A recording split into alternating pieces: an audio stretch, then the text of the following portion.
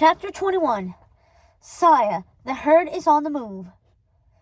The rest of the day passed in a normal way, with an afternoon nap during the hottest part of the day, then dinner in the mess hall with his family, though Silas made sure to sit with his back facing the photographs this time. Even so, he remained terribly unsettled. He had turned into a scaredy cat again, jumping at every little thing. Sarah thumping the platters on the mess hall tables. Jump! Archie tapping his shoulder to inform him the fence was repaired. Jump! George turning into a wambulance and screaming his head off. Jump! Hey, are you okay? Jump! Silas jerked around to see Natasha this time. She exchanged worried looks with Timothy. They'd finished eating, and it was time to help clear the table and wash the dishes. Their usual chores. Yeah, you didn't eat anything, Timothy said, pointing to Silas's plate loaded with food. Usually you devour everything in sight, Natasha added with a smirk. What's wrong? They were right. Silas loved their mother's cooking. He practically inhaled it and then went for seconds, and even thirds on occasion. He had developed favorites. Green chili macaroni and cheese, bison meatloaf, chicken tamales in spicy red sauce. Her cooking was much spicier than the Cuban food he grew up eating, and that was saying a lot. But he'd come to love the burn on his tongue. Something about it added more flavor, and you kept going back for more, even when it scorched your tongue hotter than the blazing desert sun at midday. But not right then. His stomach sloshed and churned with anxiety. He kept remembering his aunt's ghost screaming at him. Who did this to me? He couldn't shake his fear, but he couldn't tell anyone about it. No way they'd believe him. He forced a brave smile. Guess I'm just tired, he said, handing the plate over sheepishly. Tell your mom I'm sorry. But Natasha waved him off. You're taking this in a doggy bag. I bet you'll get hungry later. Yeah, trust us. Midnight snacks are the best, Timothy said with conspiratorial wink. Silas slid into bed with the staff, utterly worn out. Before he went to sleep, he had his dad double-check that the front door was locked and bolted. He also had Dad check the window in his room and the closet door, too. Kiddo, what's gotten into you? Dad said after reassuring him that both were shut tight, like he used to when Silas was a little kid. He hadn't asked his dad to tuck him in, well, in years. I don't know, Silas said, feeling ashamed. Dad hobbled over to the bed on crutches. He pulled up the sheet, noticing how it was torn. What the heck are you doing in your sleep? He asked, examining the slashes. Bad dreams, remember? Dad nodded, looking relieved. He tucked the shredded sheets around Silas up to his neck, even though it was warm that night. The fan spun slowly overhead, tossing around hot air but doing little to cool it down. Silas missed the powerful AC they had back in Florida. It's probably the move, Dad said. You're just adjusting. Everything is new here. Yeah, I'll bet you're right, Silas said, even though he wasn't sure. His fears tended to amplify everything out of proportion. It was true. They always had. But these hauntings felt different. He couldn't explain it, though. Dad nodded, pressing the sheet down tighter around him. I promise. It'll get better once you're settled. Lots of good things are happening around the camp now. You'll see. Bad things, too, Silas said, unable to help himself. He glanced down at his father's cast. Oh, this old thing? Dad joked, knocking on it and sharing a goofy grin. Doc patched me up good as new. Better than new. Didn't you call me Iron Man? He said with a wink. That was Timothy. Well, watch out. As soon as I get it off, I'll be out there fighting crime and defending the universe. Dad did a silly karate chop, which was nothing like Tony Stark's moves. Silas grinned in spite of himself.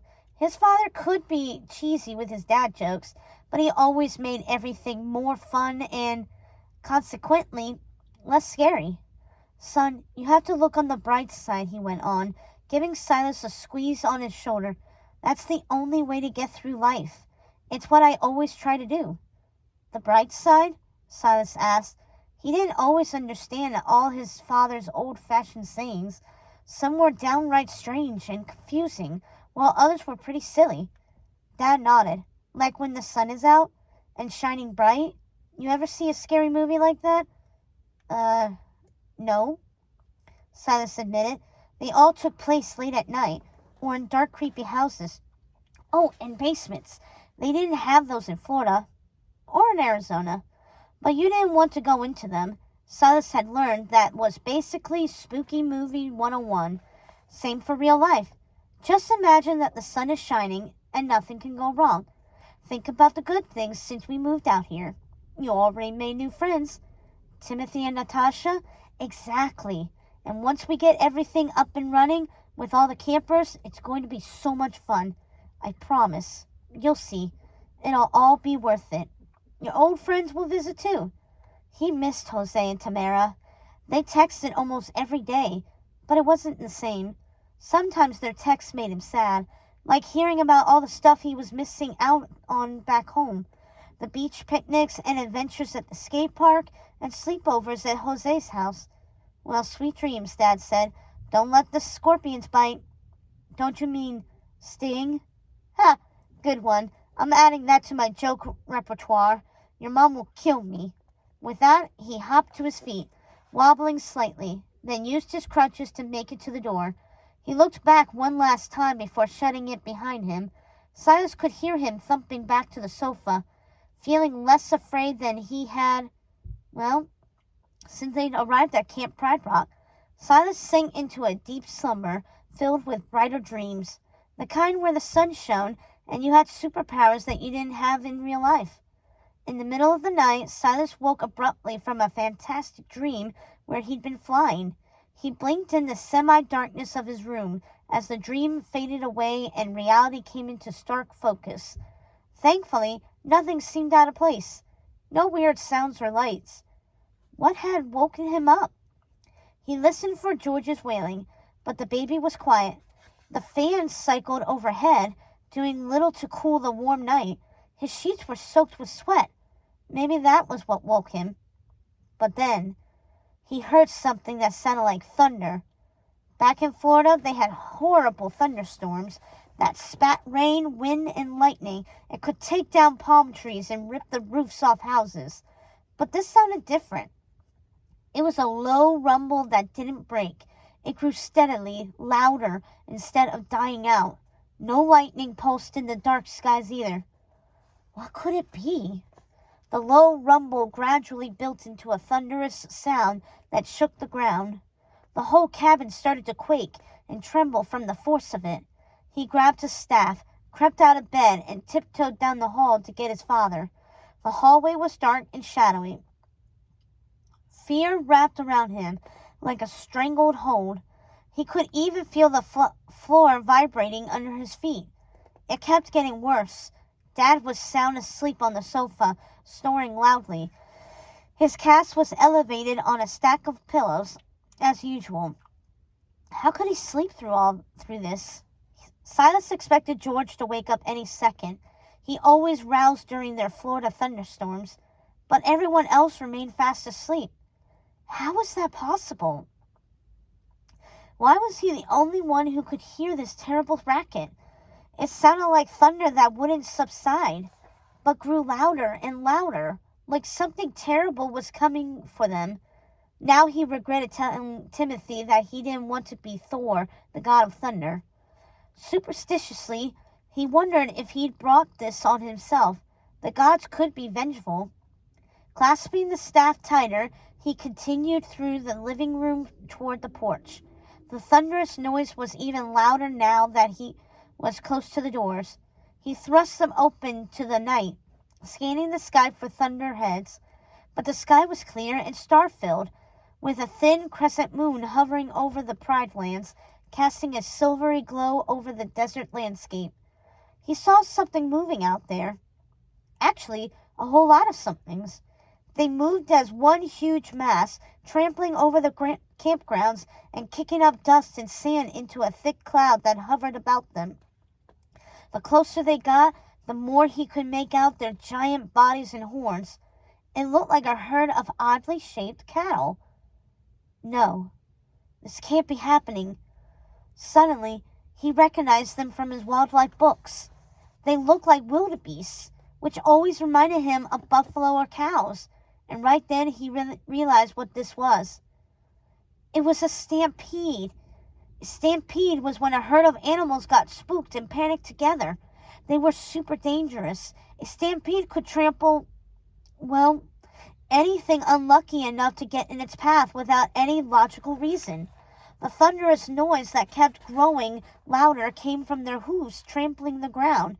It wasn't just a few of them, but more like hundreds, maybe even thousands. But there was more. He heard it, a deep growl that sounded like a lion. He saw a flash of green eyes and taunting fur driving the frenzied mass of animals across the Pride Lands toward the cabin. These weren't ordinary animals, he realized with a start as they moved as one mass driven by the lion. Their eyes glowed with unnatural green light, as if they were possessed, or maybe even ghosts. He couldn't be sure. All he knew was that this was abnormal. And worse, they were coming right this way. They tore through the campgrounds, destroying everything in their path, and veered toward him. The newly repaired fencing, the cabins, and the freshly graveled paths were all trampled under their power and hooves as they headed straight for his home. Silas watched in horror as the mass of wildebeest pounded toward him. They didn't slow. Instead, they sped up, kicking up sand and dust under their deadly hooves. They ran wildly, with their eerie emerald eyes glowing in the night. Silas felt paralyzed, but he knew he had to do something. Anything. They were all in danger. Adrenaline pumped through his body, unfreezing his paralyzed and jerking him to action. He ran back inside the cabin as the thundering hooves reached deafening levels. "Mom! Dad! Wake up!"